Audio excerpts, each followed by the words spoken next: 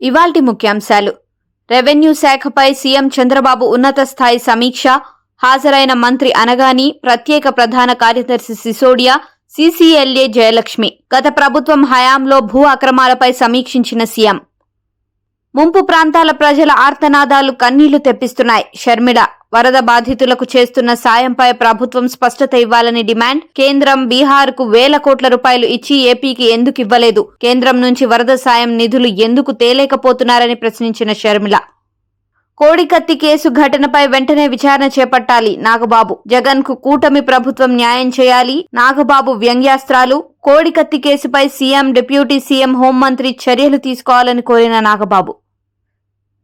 కేసీఆర్ కుటుంబం క్షమాపణలు చెప్పాలి. ఉత్తమ్. కేసీఆర్ కుటుంబం 1,00,000 కోట్ల అవినీతి చేసిందని ఆరోపణ. వాళ్ల కక్కుర్తి వల్లనే బ్యారేజీ కుంగిందని మండిపాటు. ఇప్పటికైనా రైతులకు కేసీఆర్ కుటుంబం క్షమాపణలు చెప్పాలని డిమాండ్. ఒలింపిక్స్ పతక విజేతలకు ఎక్స్లో ప్రత్యేక గుర్తింపు. కాంస్య పతక విజేత షూటర్ మనుబాకర్ ఖాతా పక్కన ప్రత్యక్షమైన ఈఫిల్ టవర్ లోగో.